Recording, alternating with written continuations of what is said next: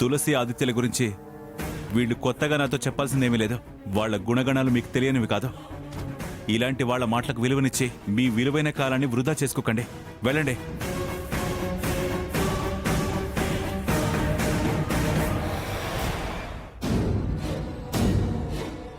చూడు, అవతలి వాళ్ళని హేళన చేసో అవమానపరిచి సంతోషపడాలని చూడడం రాక్షసత్వం.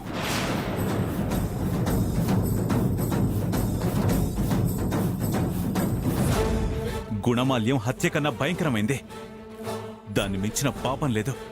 అవతలి వాళ్ళ కీడు చేస్తే అది ఊరికే పోదు.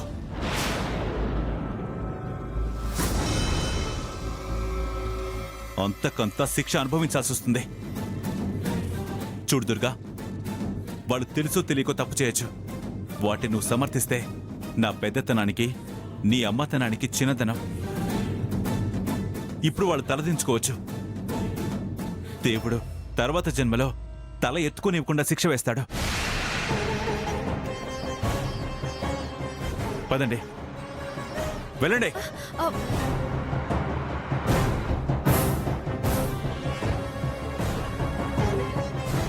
అమ్మ ప్రియా, వాళ్ళు లోపలే ఉండొచ్చు, కానీ తప్పు చేసేవాళ్ళు మాత్రం కాదు. మనం తప్పు పట్టి తప్పు చేయొద్దు. మీరు కూడా వాళ్ళని ఏమనకండి. తులసి ఆడపిల్ల, ఓదార్చు.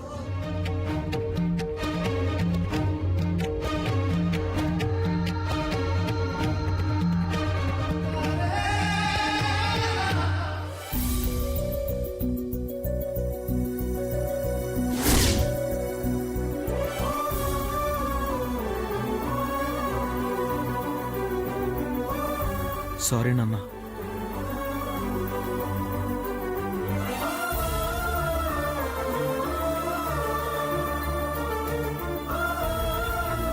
తులసిని పలకరించే ధైర్యం లేదు. తల్లిగా నువ్వే దాన్ని ఓదార్చాలి.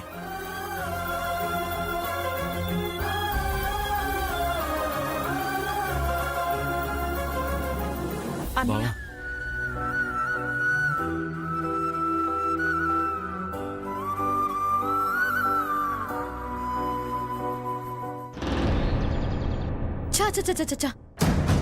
చాలా కష్టపడి అంతలా బావ కోసం వెతికి వెతికి ఫాలో అయ్యి అవకాశం దక్కగానే పవర్ఫుల్ ప్లాన్ వేసి దాన్నసలు ఈ సొసైటీలోనే తలెత్తుకోకుండా చేద్దామని తలుపులు మూసి గొళ్ళాలు పెట్టి గొంతు చించుకుని జీరపోయేదాకా అరిచి అరిచి అందర్నీ పోగేస్తే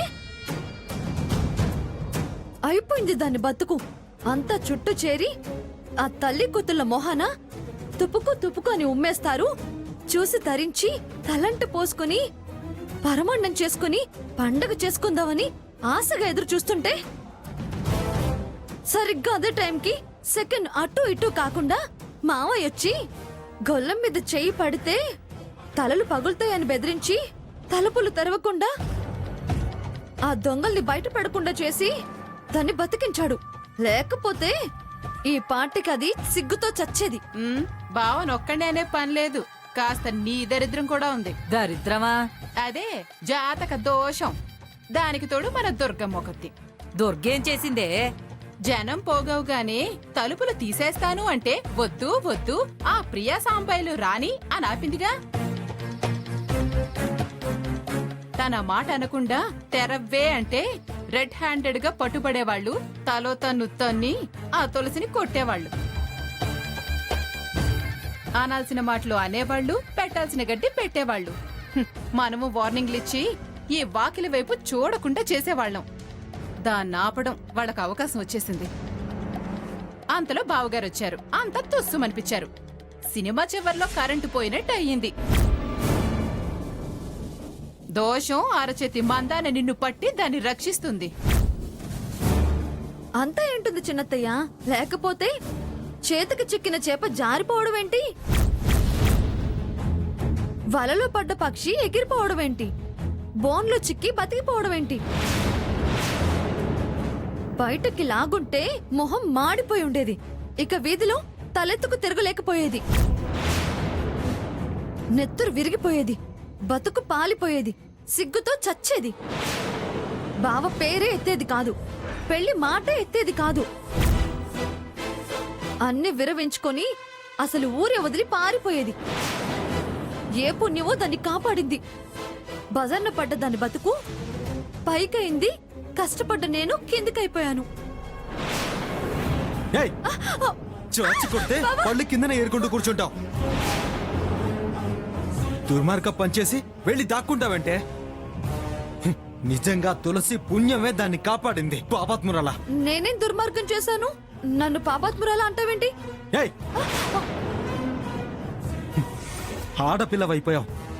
లేకపోతే కాల్చి వాతలు పెట్టి నిజం కక్కించేవాణ్ణి. ఏ నీచమైన పనిచేసి ఇంకా తులసి తప్పంటావంటే? నిన్ను కొడితే నా విలువ తగ్గిపోతుందని నేను తగ్గాల్సి వస్తుంది. ఎందుకు కొట్టాలి? మీ చాటుమాటు బాగోతాం బయటపడేలా చేశానా? చాటు మాట అంటే తోలు తీస్తా.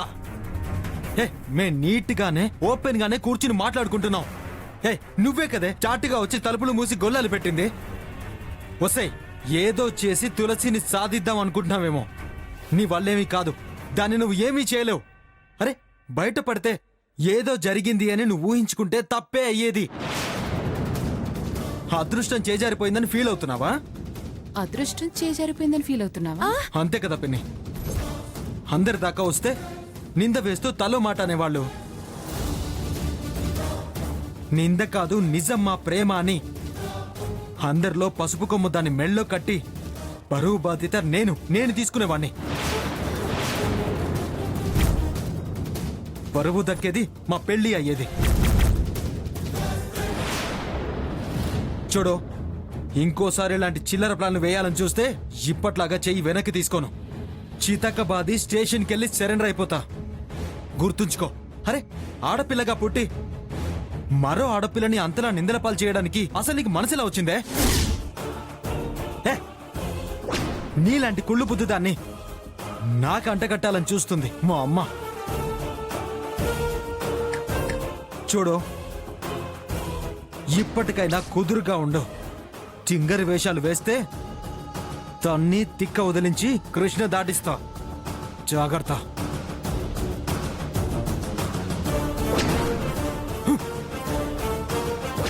అంత కోపం వచ్చిందేంటే వాడికి? రాదా మరి? ఆ? వాడు ప్రేమించిన అమ్మాయి కదా. లేని సంబంధాలు అంటగట్టాలని చూస్తే ఊరుకుంటాడా? అయినా రాత తక్కువ దానివి, నువ్వెందుకే ఇలాంటి పనులు చేయడం? దుర్గమ్మకి బాక వీడిని కాక పట్టే పనులు ఉండరాదు. అయినా దగ్గరవ్వే అని ఏడాది నుంచి చెప్తూనే ఉన్నాం. నువ్వేవో ఒక తింగర పనులు చేయటం, తిట్లు తినడం, ఉన్న దూరాన్ని పెంచుకోవడమే అవుతుంది. కాస్త బుద్ధి బుర్ర పెట్టవే, బాగుపడతావు.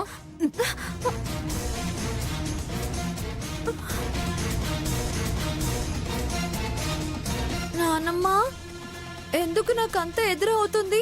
అంతా కుజ దోషం వల్లేనే.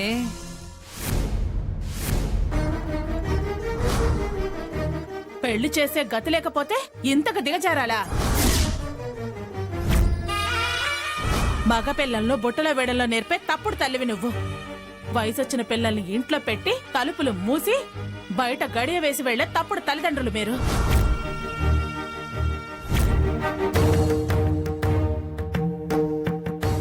ఆ పిల్ల కుట్ర, కుళ్ళుబోతాను, రాక్షసత్వం, అప్రదిష్ట పాలు చేయాలనే దుర్మార్గపు ఆలోచన. దానివల్ల మనము మన పిల్ల నలిగిపోతున్నామే, ఇలా కుమిలిపోవాల్సి వస్తుంది. వాళ్ళకదే ఆనందం. నీచమైన ఆలోచనలకు పరాకాష్ట. ఏం పరాకష్టం ఏమో. మనమేం పాపం చేశామండి? ఎవరికేం అన్యాయం చేశాం? మనం కల్లో కూడా ఎవరికి ద్రోహం తలపెట్టలేదే, చేమంతా కూడా పాపం చేయలేదే. మనల్నే దేవుడెందుకు ఇలా ఏడిపిస్తున్నాడు? సమస్య మీద సమస్య తీసుకొచ్చి నెత్తిన వేసి అతలో కుతలం చేస్తున్నారు. ఉన్న సమస్యలు తొలగిపోవాలని, దూరాలు దగ్గర కావాలని, సంతోషాలు సొంతం కావాలని మనమెంత తాపత్రయపడుతుంటే దానికేం పుట్టిందండి? ఇలా మన పరువును బజార్లో పడేసి ఇలా ఏడ్చింది. మన మీద ఇలా నిందలేసి తల వంపులు రావాలని చూస్తుంది. తలెత్తుకుని తిరగకుండా మనల్ని హింసించాలని చూస్తుంది. చెప్పానుగా, అదొక పైశాచిక ఆనందం, శాడిజం. దాని శాడిజానికి మన బతుకులు బలి చేస్తుంది. మనం చేస్తే దానికేం వస్తుందండి? స్వార్థం. దాని స్వార్థం నెరవేరుతుంది. ఆదిత్య తన సొంతం అవుతాడనే ఆశ. ఇంత మోసం చేసి అదేం సుఖపడుతుంది? ఎలా సంతోషంగా ఉంటుంది? దీని ఉసిరి తగులుతుంది దానికి. బాధపడకమ్మా తులసి.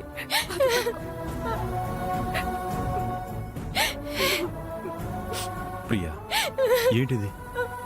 అది అసలే బాధపడుతుంటే నువ్వు ఇంకా బాధపడేలా చేస్తావు. ఇప్పుడు మనం ఏం చేశామని బాధపడాలి? తులసి తప్పు చేసిందా?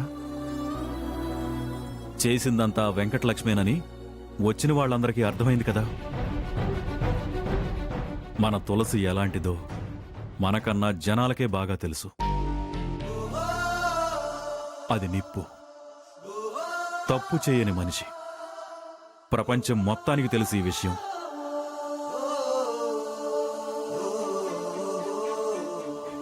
పరువు పోయిందని అస్సలు ఫీల్ అవ్వాల్సిన పని లేదు. అదే కావాలని బయట గొళ్ళెం పెట్టి అరిచిందని వచ్చిన ప్రతి మనిషికి అర్థమైంది. ప్రియా, తులసి మన ప్రపంచం. నాలో నిజాయితీకి మరో రూపం. ఈ సాంబయ్య పెంపకంలో పెరిగిన, పాపం పుణ్యం దయాదాక్షిణ్యాలు తెలిసిన నా ముద్దుల కూతురు. కడిగిన ముత్యం. ఎవరు ఎలా కించపరచాలని చూసినా ఏ పాపం దాన్ని తాకదు. వజ్రమే, వజ్రమే నా తులసి. అమ్మా తులసి, నువ్వు అస్సలు బాధపడొద్దమ్మా. ఆడపిల్ల నాన్న, బాధపడకుండా ఎలా ఉండగలను? ఉండాలిరా, ఉండాలి. ఈ హెడ్ కానిస్టేబుల్ సాంబయ్య కూతురు అస్సలు హెడ్ వంచడానికి వీల్లేదు. అలా ఉంచుకునేలా నా తులసి ఎప్పుడూ ప్రవర్తించదు. నిన్ను ఎవ్వరూ అవమానించే ధైర్యం కూడా చేయరు. నువ్వు బాధపడకు. నువ్వు బాధపడ్డావంటే నా మీదొట్టే.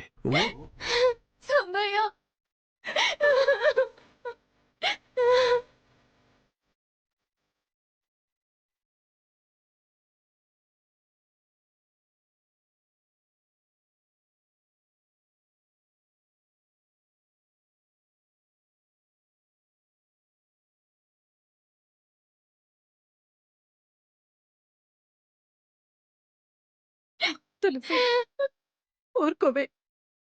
నువ్వు ఏడిస్తే మేము తట్టుకోలేమే. ఊరుకు. వద్దమ్మా, నీ కళ్ళు చెమ్మగలనీయొద్దు. తులసి అంటే ధైర్యం. తులసి అంటే నమ్మకం. తులసి అంటే సత్యం.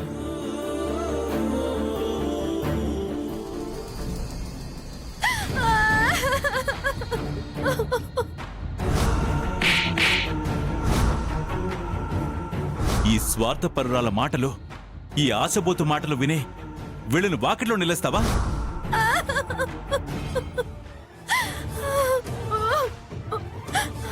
అయినా నీకెన్నిసార్లు చెప్పాను నట్టింట్లో కూర్చుని కారణం లేకుండా ఏడవద్దని? అది అంటే అది అది పొద్దున్న దానికి అవమానం జరిగింది కానీ నిన్ను అవమానించలేదు కదే. దాని తప్పు పట్టానే కానీ నిన్ను తప్పు పట్టలేదు కదా.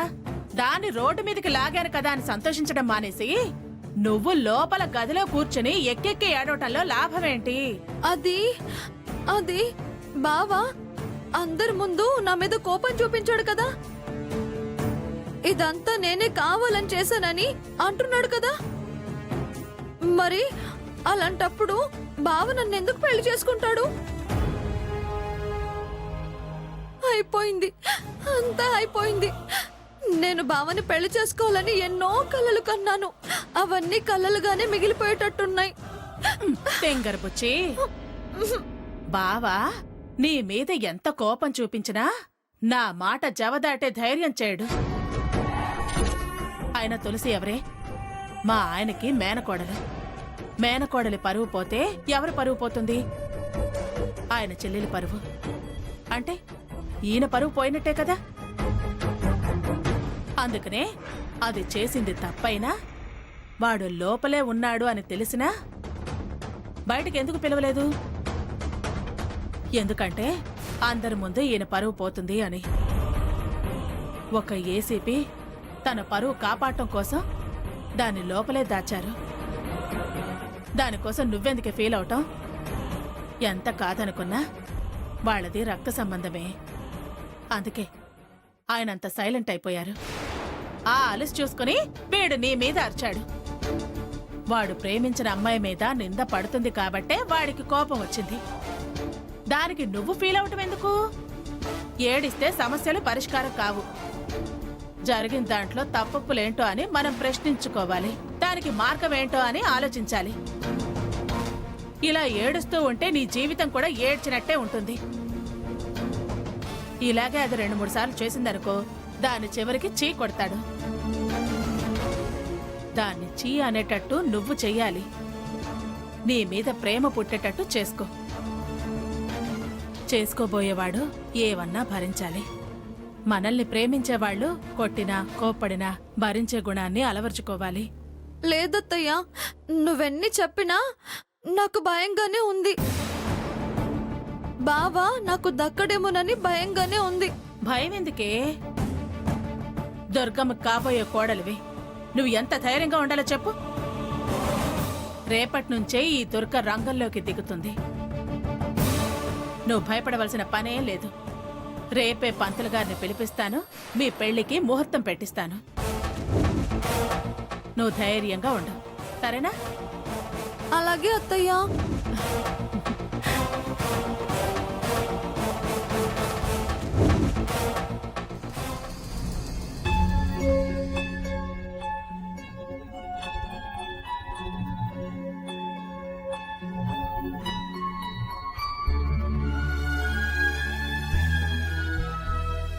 ఏంటి ప్రియా, ఎప్పుడూ లేని గేటు వరకు వచ్చి పంపిస్తున్నావు? ఏంటో మనసు బాలేదండి. ఏంటి, పొద్దున్న జరిగిన దానికి గుర్తు తెచ్చుకుని బాధపడుతున్నావా? దాని కుళ్ళుబోతనానికి మనం ఎందుకు బాధపడ్డాం? అయినా మనం బాధపడటం చూస్తే తులసి బాధపడుతుంది. అది బాధపడితే మనం బాధపడాల్సి వస్తుంది. అయినా బాధలు పంచుకోవడం కాదు, తుంచుకునే విధంగా ఉండాలి. ఈ విషయం గురించి ఆలోచించడం మానేసి ధైర్యంగా ఉండు. అంతా మంచిగా జరుగుతుంది. వెళ్ళు, లోపలికి వెళ్ళి పడుకో. సరే, నేను వెళ్తాను. మీరు జాగ్రత్తగా వెళ్ళిరండి.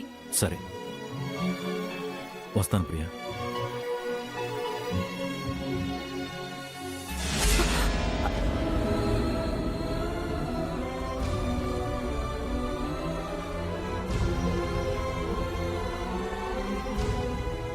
ఏంటి ఆదిత్య ఇది? నా కాళ్ళు పట్టుకున్నవెందుకు? నన్ను క్షమించత్తయ్యా. క్షమించడమా? క్షమించడానికి నువ్వేం తప్పు చేసావని? నేను పొద్దున మీ ఇంటికి వచ్చి పొరపాటు చేశాను. మా ఇంటికి రావడం పొరపాటని ఎవరన్నారు? అయినా చిన్నప్పటి నుండి నువ్వు తులసి ఈ ఇంటికి ఆ ఇంటికి తిరుగుతూనే ఉన్నవాళ్ళు కదా. అప్పట్నుంచి అననిది ఈ రోజు ఇంటికి రావడం తప్పు అని ఎవరన్నారు? ఎవరు తప్పు చేశారని? నువ్వేమైనా తప్పు చేశావా? తులసి ఏమైనా తప్పు చేసిందా? మీ అంతరాత్మకి మా అంతరాత్మకి తెలుసు. అంతెందుకు, అన్నయ్యకి వదినకు కూడా తెలుసు. మీ స్నేహం అంత పవిత్రమైంది. మీరు ప్రేమించుకునుండొచ్చు, కాని తొందరపడేవాళ్లు కాదు. మీరు మనసు పంచుకునుండొచ్చు, కాని తప్పు చేసేవాళ్లు కాదు. నాకు మీ మీద నమ్మకం ఉంది. నాకే కాదు, మీ గురించి తెలిసిన వాళ్ళందరికీ తెలుసు మీరేంటో. పొరపాటు చెయ్యనివాడు ఎప్పుడూ తల వంచి క్షమాపణ అడగకూడదు. అలా క్షమాపణ కోరాడు అంటే తప్పుని అంగీకరిస్తున్నట్టు. లేదత్తయ్య, మీరు లేని టైంలో నేను రావడం వల్లే కదా ఇంత రచ్చ జరిగింది. నువ్వు రావడం వల్ల కాదు, ఆ వెంకటలక్ష్మి కుళ్ళుబోతు బుద్ధి వల్ల జరిగింది. లోకులు కాకులంటారు, అందులో ఒక కాకి అది. అది ఎన్ని చెప్పినా ఎవరూ నమ్మరు. టైం బాలేనప్పుడు ఇలాంటి అపనిందలు మోయాల్సి వస్తుంది.